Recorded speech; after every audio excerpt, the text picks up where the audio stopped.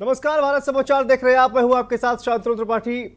और जिस तरह से 10 कदम में आज हम बात करेंगे आजमगढ़ और रामपुर में जो लोकसभा उपचुनाव हो रहा है उसको लेकर अब चूंकि भारतीय जनता पार्टी और समाजवादी पार्टी की सीधी टक्कर देखने को मिल रही है, तो वहीं पर आजमगढ़ में जो मामला है वो त्रिकोणीय होता हुआ नजर आ रहा है, क्योंकि आजमगढ़ में बहुजन समाज पार्टी ने एक ऐसे प्रत्याशी को मैदान में उतारा है जिससे कि समाजवादी पार्टी को कहीं ना कहीं नुकसान होने की संभावना जताई जा रही है। तो लोकसभा उपचुनाव के लिए चुनाव प्रचार जो है वो चल रहा है और आज इसका आखिरी दिन है। आजमगढ़ और रामपुर में लोकसभा उपचुनाव की वोटिंग जो है वो 23 तारीख को होनी है। बीजेपी और सपा के तमाम दिग्गज नेता आजमगढ़ में डटे हुए हैं। आजमगढ़ मुलायम सिंह यादव और अखिलेश यादव का गढ़ माना जाता है। 2022 के विधानसभा चुनाव में योगी आदित्यनाथ की लहर थी, लेकिन उसके बावजूद भी आजमगढ़ के सभी 10 विधायक समाजवादी पार्टी के खाते में गए। अखिलेश यादव के इस्तीफे से खाली सीट पर 23 जनवरी को मतदान हो रहा है। 2024 के पहले आजमगढ़ का उपचुनाव सभी दलों के सम्मान से जुड़ा हुआ था। आजमगढ़ लोकसभा के उपचुनाव में भाजपा उम्मीदवार दिनेश लाल यादव निरहुआ, तो सपा से धर्मेंद्र यादव मैदान में है। तो वहीं पर रामपुर में भी आजम खान की साख दांव पर है और इसी पर आज 10 कदम में चर्चा होगी कि आखिर कौन कितना मजबूत है और कितनी टक्कर जो है वो एक दूसरे को देता हुआ नजर आ रहा है। तमाम जो मेहमान हैं खास वो हमारे साथ जुड़ गए हैं और उनसे आपका परिचय करा देते हैं। हमारे साथ शमसी आज़ाद जी है, नेता भारतीय जनता पार्टी के, वो हमारे साथ जुड़ गए हैं। आपका स्वागत है। नितेंद्र सिंह प्रवक्ता सपा के, वो भी हमारे साथ जुड़ गए हैं। डॉक्टर मनोज पांडे राजनीतिक विश्लेषक हैं, वो भी हमारे साथ जुड़ गए हैं। और रजा रिजवी जी वरिष्ठ पत्रकार हैं, वो भी हमारे साथ जुड़ गए हैं। आप सभी का बहुत बहुत स्वागत है। और ये देखिए, सबसे पहले अगर बात की जाए तो एक सवाल सभी के मन में उठ रहा है, वो ये है कि आखिर रामगढ़ में माफ कीजिएगा रामपुर में और आजमगढ़ में जिस तरह से लोकसभा का उपचुनाव हो रहा है, लेकिन रामपुर की अगर बात की जाए तो अकेले ही आजम खान मोर्चा संभाले हुए हैं। तो वहीं पर आजमगढ़ की अगर बात की जाए तो आजमगढ़ में एक तरफ समाजवादी पार्टी के सभी दिग्गज, तो भारतीय जनता पार्टी के भी ज्यादातर दिग्गज आजमगढ़ में डेरा जमाए हुए हैं। सवाल यही है कि जो देखिए नितेंद्र सिंह जी, आपसे यही सवाल है कि आखिर रामपुर में अकेले जो आजम खान जी मोर्चा संभाले हुए हैं, लेकिन आजमगढ़ में पूरी जो कहा जाए कि आप पूरी ताकत झोंक रखी है, ऐसा क्यों? क्या आपको कोई अभी संशय नजर आ रहा है आजमगढ़ से अगर बात की जाए तो? नहीं संतुने जी, ऐसा नहीं है जी। समाजवादी पार्टी का पूरा संगठन है और संगठन में कुछ लोग जो पश्चिमी उत्तर प्रदेश से जुड़े हुए लोग हैं वो उधर रामपुर में है, कुछ आजमगढ़ में है। सबकी अलग अलग ड्यूटी लगाई गई है और कार्यकर्ता अपने जिलेवार और अपने क्षेत्रवार जिनको जहां जिम्मेदारी दी गई वो बूथवार, क्षेत्रवार, विधानसभा वाइज सब अपना अपना काम कर रहे हैं। कहीं ऐसा कम ज्यादा नहीं है। ये सही है कि वीआईपी क्षेत्र रहा है, आदरणीय राष्ट्रीय अध्यक्ष जी का वो क्षेत्र रहा है आजमगढ़, तो कुछ कार्यकर्ता स्वयंभू अपने आप से भी वहां जा रहे हैं। तो ऐसा कुछ दिखाई पड़ रहा होगा कि वहां ज्यादा ताकत लगा रखी। पार्टी के लिए दोनों सीटें बहुत महत्वपूर्ण है और हम दोनों सीटें जीतने जा रहे हैं। पार्टी पूरी ताकत से, जिम्मेदारी से, अपने कार्यकर्ता हमारे अपनी अपनी जिम्मेदारी का एहसास करते हुए और सभी जगह बड़ी ताकत से चुनाव लड़ रहे हैं और 2 दिन में रिजल्ट सामने होंगे। हम लोग मजबूती से चुनाव लड़ेंगे। ठीक है, इस पर भी आपसे बात करेंगे, लेकिन शमसी आज़ाद जी हमारे साथ जुड़ गए हैं। शमसी जी, देखिए पूरी ताकत जो है भारतीय जनता पार्टी ने भी झोंक रखी है। क्या लगता है आपको इस बार आजमगढ़ जो समाजवादी पार्टी का गढ़ है उसमें आप जीत हासिल कर पाएंगे? बहुत बहुत धन्यवाद। और आज आजमगढ़ का प्रचार का आखिरी दिन है, लेकिन इसके पहले मैं योग दिवस की आप सभी दर्शकों को शुभकामनाएं आपके चैनल के माध्यम से देना चाहता हूं। योग दिवस है और आज पूरे देश में योग दिवस मनाया जा रहा है। अभी योगी आदित्यनाथ जी भी जो है राजभवन में योग करके उन्होंने एक संदेश दिया। और आप देखें कि आजमगढ़ का चुनाव हो चाहे कोई भी चुनाव हो, भारतीय जनता पार्टी किसी भी चुनाव को हल्के में नहीं लेती। विपक्ष को कहीं से भी मौका नहीं देती कि वो ज़रा सा भी अपने हाथ पैर पसार सके। और इस बार हमने नहीं बल्कि आजमगढ़ की जनता ने ये खुद ऐलान कर दिया है कि इस बार हम जो है तो समाजवादी पार्टी को दरकिनार करें, क्योंकि समाजवादी पार्टी के रहते हुए वहाँ का विकास नहीं हो पाया है। 10-10 विधायक इनके रहे, सांसद हमेशा से इनका आजमगढ़ में रहा हो, लेकिन वहाँ पर विकास का काम जो नहीं हुआ है। और इस बार जो है तो लोगों ने मन बना लिया है कि हम किसी भी तरीके से भारतीय जनता पार्टी, क्योंकि डबल इंजन की सरकार है, बात जब भी होती है तो अखिलेश यही कह के पल्ला झाड़ लेते हैं कि हमारी सरकार नहीं है, केंद्र में हमारी सरकार नहीं है, उत्तर प्रदेश में हमारी सरकार नहीं है। तो जनता ने भी ये मूड बना लिया है कि इस बार ये कहने का मौका ही हम इनको नहीं देंगे कि इनकी सरकार है कि नहीं, जिसकी सरकार है हम उसके साथ रहेंगे। हमको अपने ज़िले का विकास करना, और विकासवादी जो जनता है वो इस बार भारतीय जनता पार्टी के साथ, और भारतीय जनता पार्टी पूरी ताकत से लगी हुई है। 40 स्टार प्रचारक जो उसने बनाए, आजमगढ़ और रामपुर में लगातार उनका प्रवास चल रहा है, और वहाँ पर कई मंत्री ऐसे भी हैं जो अपना प्रवास किए हुए डेरा डाले हुए हैं, और उनका ये कहना है, हमारा भी एक बार जाना हुआ था चुनाव के बीच में ही, तो वहाँ के जो मतदाता हैं तो उनको भी यही कहने में मिला है कि इस बार भारतीय जनता पार्टी को बढ़-चढ़ कर वोट देंगे, और कहीं ना कहीं से गुड्डू जमाली की वजह से भी भारतीय जनता पार्टी को फ़ायदा हो रहा है, क्योंकि उनका MY फैक्टर जो था उसमें गुड्डू जमाली ने कहीं ना कहीं से सेंग लगाने का काम किया है। ये भारतीय जनता पार्टी के लिए प्लस रहेगा। ठीक है, रजा रिजवी जी भी है हमारे साथ, वरिष्ठ पत्रकार। सर, आपने देखा, आपने तमाम चुनाव देखे हुए हैं, इस बार अगर ये लोकसभा का जो उपचुनाव हो रहा है उसको देखा जाए तो बसपा ने आजमगढ़ से अपना प्रत्याशी उतारा है, रामपुर से नहीं उतारा है, और आजमगढ़ से जो प्रत्याशी बनाया गया, कहा यह जा रहा है कि उनका बहुत अच्छा वोट बैंक है। क्या बसपा का जो उद्देश्य है, जिस तरह से विपक्षी तमाम आरोप लगाते हैं कि बसपा का जो उद्देश्य है वो दरअसल चुनाव जीतना नहीं है, बल्कि भारतीय जनता पार्टी को चुनाव जिताना है? देखिए, ऐसा है कि बहुत साफ है कि जो दोनों रामपुर और आजमगढ़ का चुनाव हो रहा है, ये भारतीय जनता पार्टी की सीट नहीं है, ये समाजवादी पार्टी की सीट है। ठीक है, तो जाहिर सी बात है, सबसे ज़्यादा प्रतिष्ठा उसकी लगती है जिसकी सीट होती है, उसको सीट बचाने की पूरी कोशिश होती है। जिसका मकान होता है सोचता है आदमी भैया मकान अपना बचाओ, तो पहले तो उसकी जिम्मेदारी होती है। दूसरा, जो इस वक्त की सत्ता पार्टी है, जब वो मैदान के अंदर है तो वो चाहती है कि भाई हम देश में भी हमारी पार्टी जो है वो शासन कर रही है, प्रदेश भी कर रही है, तो हम 2 मेंबर ऑफ पार्लियामेंट जिता के लेके चले जाएं। लेकिन आपको इसको वहाँ की गणित समझना पड़ेगा।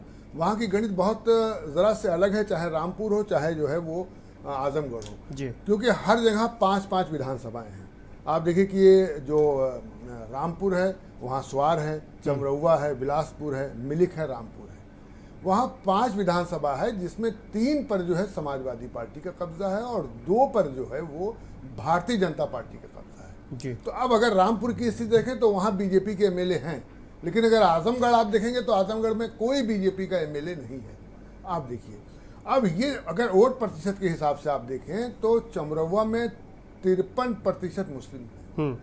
जाहिर सी बात है, मुसलमान ज़्यादा हैं, तो जो कैंडिडेट खड़ा होता है लोग ये सोचते हैं साहब उसी को वोट देगा, वो कैंडिडेट को, सपा को। मिलिक में आप समझिए कि 50% मुसलमान है, रामपुर सदर में 63% है, और स्वार में 55% है, बिलासपुर में जो है वो 30% है। तो मिलिक और बिलासपुर जो है वो भारतीय जनता पार्टी की जो है वो सीट है। तो अब आप अगर देखेंगे तो वहाँ इलेक्शन जो है वो पूरा रामपुर का जो है वो हमें लगता है अखिलेश ने कह दिया है कि भाई आजम खां, ये तुम्हारी सीट है, ये तुम इस पे पूरे तरीके से लड़ो चुनाव और तुम ही अपना कैंडिडेट जिताओ। उसके पहले उन्होंने माहौल भी बनाया अखिलेश ने, आपने देखा होगा कि माहौल ये था कि MP राज्यसभा हो चाहे MLC हो, उसमें आजम खां का ही चला।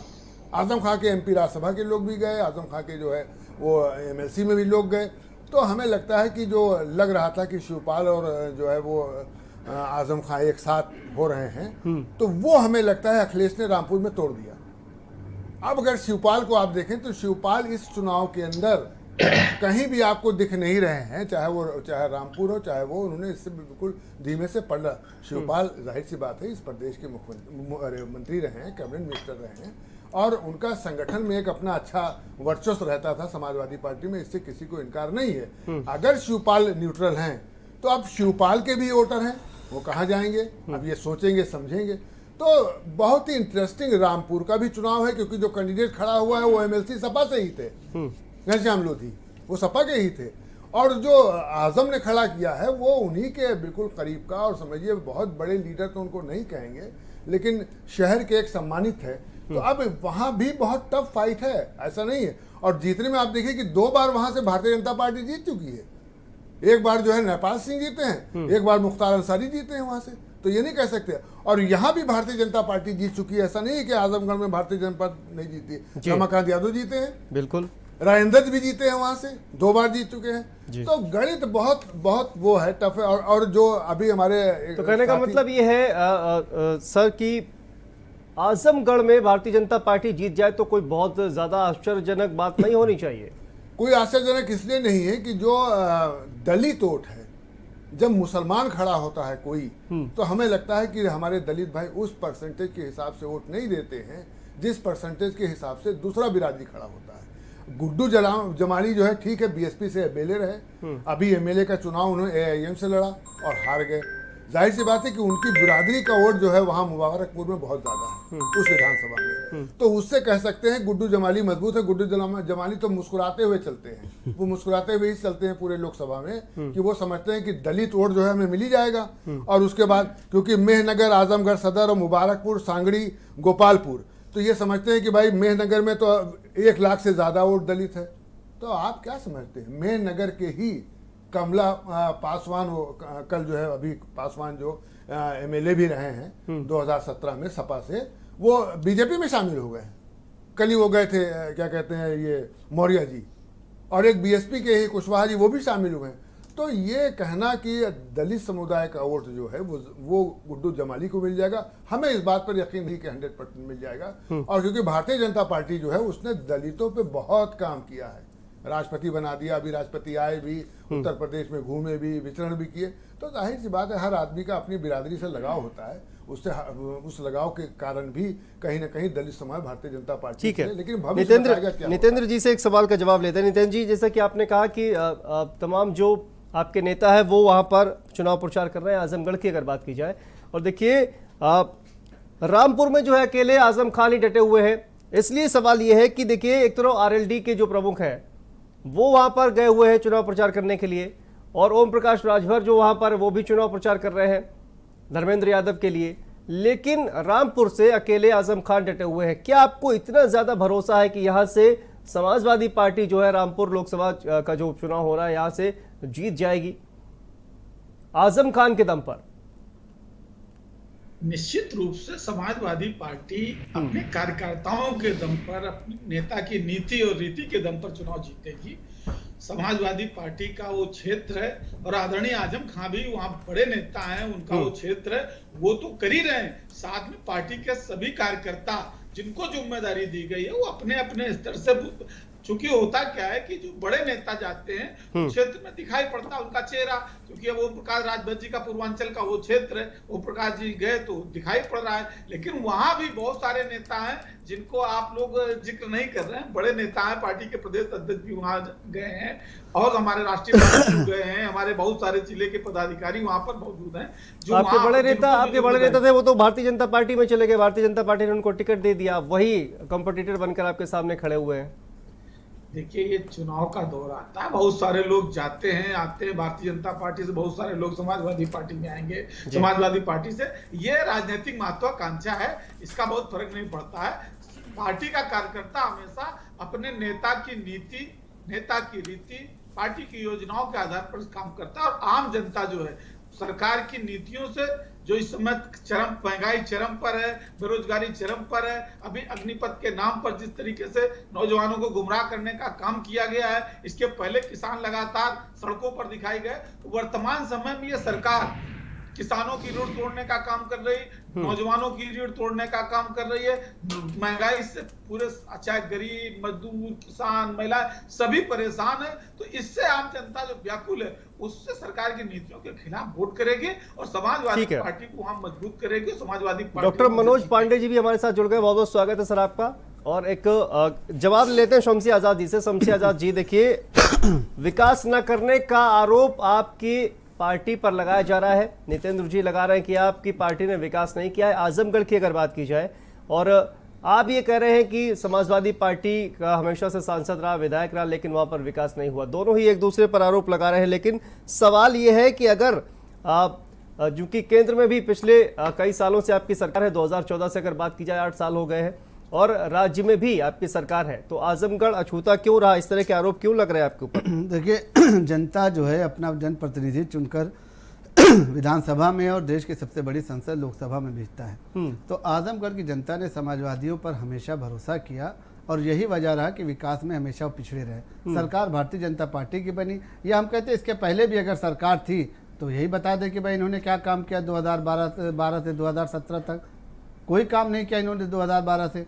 लेकिन अब बात यह है कि अब जनता जो है जागरूक हो चुकी है, और उत्तर प्रदेश की जनता से ये इस वक्त हिंदुस्तान में अलग ही रोब उसका दिखाई दे रहा है। उसने दोबारा से भारतीय जनता पार्टी की सरकार को चुनकर ये साबित कर दिया कि उत्तर प्रदेश में जनता विकास चाहती है, चाहे एमवाई फैक्टर हो, चाहे दलित फैक्टर हो, उन्होंने सबको किनारे कर दिया। और हमारे अभी बड़े भाई रजा रिजवी साहब ने बहुत साफ संकेत दे दिया कि आजमगढ़ में इस बार जो है परिणाम आश्चर्यजनक होगा, और भारतीय जनता पार्टी में इस बार होने की पूरी उम्मीद है। क्योंकि जो समाजवादी पार्टी समझ रही थी, जिस वजह से उन्होंने धर्मेंद्र यादव को वहां पर उतारा, तो वहां की जनता भी यही सोची कि बाहर का प्रत्याशी कब तक हम चुनते रहेंगे, हम इनको चुनते हैं, ये इस्तीफा देकर विधानसभा चले जाते हैं। इसी वजह से आजमगढ़ का विकास रुका। आप सोचिए कि 10-10 विधायक जिसके हों और वहां पर विकास का कोई काम ना हो, तो ऐसे जनता जो है परेशान है कि सरकार हमारी नहीं रहती, विधायक हम दूसरी पार्टी का चुन लेते हैं, सांसद हम दूसरी पार्टी का चुन लेते हैं, और ऐसे लोगों का चुनते हैं जो अपनी बात विधानसभा में या लोकसभा में रख नहीं पाते और विकास के मुद्दे को वहां पर उठा नहीं पाते। तो अब भारतीय जनता पार्टी ने वहां पर एक अच्छा प्रत्याशी, जो इसके पहले भी चुनाव लड़ चुका है, दिनेश लाल यादव, तो वहां पर उनके गढ़ में सेंग लगाने का काम किया है। और भारतीय जनता पार्टी के पास खोने के लिए कुछ नहीं, ये उसके लिए एक रिहर्सल है 2024 के चुनाव की। वो देखना चाहती है कि जनता की क्या कमजोरी है, जनता की क्या ज़रूरत है, जनता को क्या अपेक्षाएं हमसे, उन्हीं सारी चीज़ों को लेकर वहां पर मुद्दा बनाकर आजमगढ़ और रामपुर में उतरी है। और आप देखें कि योगी आदित्यनाथ ने भी आजमगढ़ में दौरा किया, रामपुर का भी दौरा कर रहे हैं। हमारे पूरे नेता वहां पर इस तरीके से काम कर रहे हैं, एक एक नेता 100 बूथ की जिम्मेदारी लिए हुए, और हर बूथ पर जाकर जनता के बीच में जाकर ये रिसर्च कर रहा है, ये उनसे पूछ रहा है कि आपको क्या कमी नज़र आई अब तक के जो जनप्रतिनिधि चुने गए हैं, आप किस तरह की सरकार यहाँ पर चाहते हैं, कैसे जनप्रतिनिधि चाहते हैं। तो अभी तक ओवरऑल जो रिजल्ट निकला है वो भारतीय जनता पार्टी के पक्ष में निकला है, और इसी वजह से भारतीय जनता पार्टी के कार्यकर्ता वहाँ में इसलिए निकला है क्योंकि वहां पर दूसरी पार्टी के विधायक सांसद हैं। जी, जो भी समझ लिए, जनता जब आप खुद से वहां पर आवाज दे रही है, जनता खुद ये कह रही है कि अब हम जो है भारतीय जनता पार्टी के साथ हैं। और आप देखेंगे आने वाले 26 तारीख को जब परिणाम घोषित किया जाएगा तो आपके चैनल के माध्यम से बधाई हम लोग देने के लिए नितिन जी कुछ कहना चाह रहे हैं। जी नितिन जी। शांतनु जी, जैसा कि शमसी आजाद जी कह रहे हैं कि भारतीय जनता पार्टी के लिए वहां खोने के लिए कुछ है ही नहीं, ये स्वयं स्वीकार कर रहे हैं कि इनके पास कोई जमीन नहीं। ये हमारे लिए भाई प्लस हो जाएगा, हमारा तो वहाँ सांसद नहीं है ना, आजमगढ़ में, ना रामपुर में है, तो हमारे लिए तो प्लस हो जाएगा।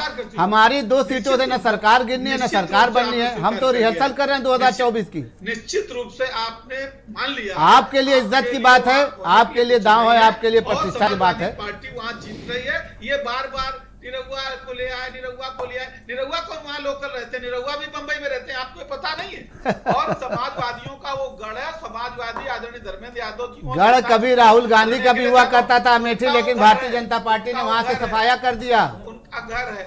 नहीं, राहुल गांधी का भी कभी घर हुआ करता था अमेठी, वहां से सफाया कर दिया। प्रत्यक्षम किम प्रमाणम। ये भाई साहब 2022 चल रहा है, यहाँ गढ़ अब नहीं रह गया। यहाँ आप अगर जनता का काम करेंगे तो जनता आपको वोट देगी। ये गढ़ और राजनीति और परिवार, ये परिवारवाद और वंशवाद जो है भारतीय जनता पार्टी ने खत्म कर दिया है। यानी भारतीय जनता पार्टी ने वंशवाद, परिवारवाद की राजनीति खत्म कर दिया है, और आपने फिर एक बार उसी चीज का सहारा लिया, परिवार के आदमी को उतार के वहां पर।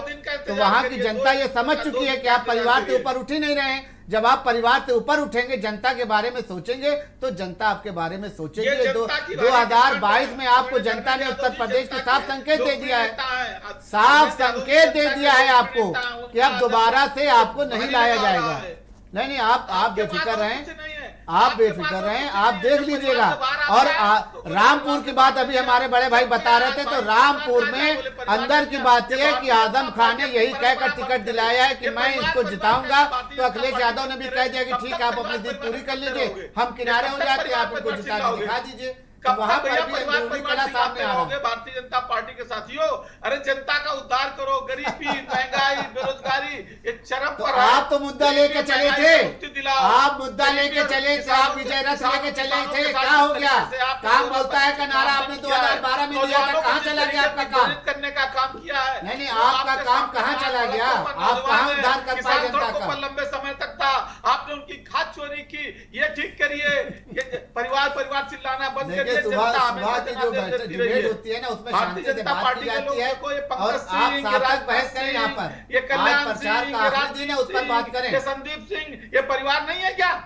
ये आप संघर्ष का सार्थक परिवार बात है। करें, चिल्ला हम भी समाजवादियों सकते हैं, का आपसे परिवार तेज का आवाज संघर्ष हमारी का है, लेकिन हम यहाँ पर सम्मान करते हैं। यहाँ पर शमशी डिबेट का मतलब शमशी चिल्लाना नहीं आजाद होता है। जी, ये आज बहुत 2 दिन बाद प्रतिष्ठित ठीक चैनल है आपको नितेंद्र जवाब जी, देगी। नितेंद्र जी वापस आएंगे आपके पास। हमारे साथ डॉक्टर मनोज पांडे जी, राजनीतिक विश्लेषक हमारे साथ जुड़ गए हैं। मनोज जी, देखिए आपने सुना तमाम जो पार्टियों के प्रवक्ता हैं उनका ये कहना है, अपनी जीत के दावे कर रहे हैं, लेकिन आपका जो विश्लेषण है वो क्या कहता है आजमगढ़ और रामगढ़ लोकसभा उपचुनाव की अगर बात की जाए तो? देखिए, रामपुर की बात बाद में, पहले आजमगढ़ की बात कर ली जाए जी। और पिछले कई दिनों से हम देख रहे हैं कि भारत समाचार लगातार इस पर डिबेट कर रहा है जी। और कई बातें हैं। अगर आप अब चले पूर्वांचल, एक पूर्वी उत्तर प्रदेश में, एक पश्चिमी उत्तर प्रदेश में है जी। अगर एमएलसी का चुनाव देखें, भी कुछ दिनों पहले एमएलसी का चुनाव हुआ, हालांकि आजमगढ़ समाजवादियों का गढ़ है ऐसा कहा जाता है और अब तक के चुनावों में वहाँ 10 में 10 विधायक, जो पिछला विधानसभा का चुनाव हुआ 10 में 10 विधायक थे, लेकिन एमएलसी का चुनाव हुआ तो वहाँ 10 में 10 विधायकों की पार्टी का भी नहीं जीत पाया और भारतीय जनता पार्टी, हालांकि वो भारतीय जनता पार्टी के एमएलसी हैं जिनके बेटे वहाँ चुनाव जीते हैं और वो कहते हैं हमें भारतीय जनता पार्टी से नहीं निकाला गया, लेकिन निर्दल के रूप में वो चुनाव जीते। तो इसका मतलब कि 10 समाजवादी विधायक भी इतना सक्षम नहीं हो पाए कि परिणाम वहाँ बदल सकें जी। और उपचुनाव है, सरकार है, तो निश्चित रूप से, और बसपा को अगर आप देखें तो बसपा अक्सर उपचुनाव में चुनाव नहीं लड़ती और केवल आजमगढ़ में चुनाव लड़ रही है, तो एक एंगल बसपा का भी है और MY फैक्टर है। MY फैक्टर में बसपा ने M फैक्टर को लिया है और समाजवादी पार्टी के साथ M और Y 2 फैक्टर हैं। तो अब ये देखना है गुड्डू जमाली चूंकि लोकल हैं, कितना वो लड़ पाते हैं, लोकप्रिय हैं, ऐसा नहीं कि गुड्डू जमाली को बहुत माइनस किया जा सकता है। तो जो आजमगढ़ में चुनाव होगा बड़ा दिलचस्प होगा। सरकार भी है, सरकार की नीतियां भी है, लोग एक बार सोचने भी लगते हैं कि भाई जब सरकार है तो विकास अब इस सीट से, अच्छा पार्लियामेंट का चुनाव है उससे कोई भारत सरकार पर बहुत असर नहीं पड़ना है, 24 में चुनाव होना है, तो कुल ये चुनाव जो हो रहा है 1.5 साल का चुनाव है, तो 1.5 साल का चुनाव है, उपचुनाव है, भारतीय जनता पार्टी के पास खोने के लिए कुछ नहीं है। हालांकि समाजवादी पार्टी के लिए बड़ा आवश्यक है और वो समाजवादियों का गढ़ है, लेकिन चुनाव दिलचस्प होने जा रहा है आजमगढ़ में, ये बात सच है। आजमगढ़ का चुनाव बड़ा दिलचस्प होगा। गुड्डू जमाली जी जितना आगे बढ़ेंगे समाजवादी पार्टी के वोट उतना ही कम होंगे, लेकिन अंततः जो लड़ाई है वो समाजवादी पार्टी और भारतीय जनता पार्टी के बीच ही होगी और दिलचस्प मुकाबला होगा, कांटे का मुकाबला होगा। अभी ये कह पाना बड़ा कठिन है क्योंकि भारतीय जनता पार्टी कुछ खो नहीं रही है, लेकिन ये कह पाना बड़ा कठिन है कि भारतीय जनता पार्टी ही चुनाव जीतेगी, लेकिन ये भी कहना बड़ा कठिन अब इस समय है कि नहीं, समाजवादी पार्टी एक तरफा चुनाव जीत रही है। हाँ, समाजवादियों का गढ़ है, समाजवादियों का आजमगढ़ गढ़ है। और जिस समय पश्चिमी उत्तर प्रदेश में किसान आंदोलन था, लोग मान के चल रहे थे कि पश्चिमी उत्तर प्रदेश में भारतीय जनता पार्टी को सीटें कम मिलेंगी, उस समय पिछले चुनाव में यही जो विधानसभा का चुनाव हुआ है तो पश्चिमी उत्तर प्रदेश में भारतीय जनता पार्टी को ज़्यादा सीटें मिली, पूर्वांचल में सीटें कम मिली। तो और इस समय अग्निवीर और अग्निपथ का भी मामला है, तो ये भी देखना पड़ेगा कि नौजवान कहाँ तक उससे प्रभावित होते हैं, क्योंकि सबसे अधिक अगर प्रभाव का क्षेत्र देखा जाए तो वो पूर्वांचल का इलाका है, बलिया है, गाजीपुर है, आजमगढ़ है, जहाँ अग्निपथ और अग्निवीर के आंदोलन चल रहे हैं, तो एक इसका असर भी कुछ न कुछ रहेगा। रही बात रामपुर की, तो रामपुर में भी चुनाव बड़ा दिलचस्प होगा। ऐसा मत मान के चलिए कि नहीं एक तरफा समाजवादी पार्टी की जीत हो जाएगी, क्योंकि इस समय की जो परिस्थितियां हैं, इस समय की जो चीज़ें हैं, वो बहुत सारी कई फैक्टर्स आ गए हैं। हालांकि जो चुनाव के मेन मुद्दे हैं, महंगाई, बेरोजगारी या अग्निपथ, अग्निवीर, इस पर कहीं कोई चर्चा नहीं हो रही, कोई राजनीतिक दल चर्चा भी नहीं कर रहा है। नौजवानों के हक की बात नहीं हो रही है, महंगाई की बात नहीं हो रही है, इन सब चीज़ों की बात नहीं हो रही है। और शायद राजनीतिक दलों के पास वो स्वयं भी अपना आकलन कर रहे हैं, तो वो स्वयं को ये पाते हैं कि इन मुद्दों को उठा करके उन्हें कोई लाभ नहीं होने वाला है। अब चुनाव भी दूसरे मुद्दे पर हो रहा है, तो रामपुर का भी चुनाव बड़ा दिलचस्प होने जा रहा है। ऐसा नहीं है कि रामपुर का चुनाव एक तरफा हो जाएगा। और इस समय अगर आप देश में देखें तो कई तरीके की चीज़ें हैं। भाई भारतीय जनता पार्टी भी अब ये दावा कर रही है कि मुसलमानों का 8% वोट हमें मिल रहा है, मुस्लिम वोट भी हमें मिलने लगा है। तो ये जो चीज़ें हैं, उपचुनाव है, सरकार है तो सरकार का निश्चित रूप से कुछ न कुछ प्रभाव रहेगा। तो इन प्रभावों के बीच में चुनाव दिलचस्प होगा। और भारतीय जनता पार्टी के लिए तो 24 का ये हमें लगता है ट्रायल है, उसके पास खोने के लिए कुछ नहीं है, लेकिन समाजवादी पार्टी के लिए आवश्यक है। नहीं तो जिस तरीके से अमेठी में राहुल जी के साथ ऐसे ही धीरे धीरे राहुल जी के साथ हुआ और वहाँ से कांग्रेस चुनाव हार गई। तो अगर ये एक्सपेरिमेंट है, राजनीतिक चीज़ें कोई एक दिन में नहीं हो पाती है, राजनीतिक चीज़ें धीरे धीरे वो बढ़ती हैं और बढ़ते बढ़ते उसका जब परिणाम आता है तो शायद कोई सोच नहीं पाता।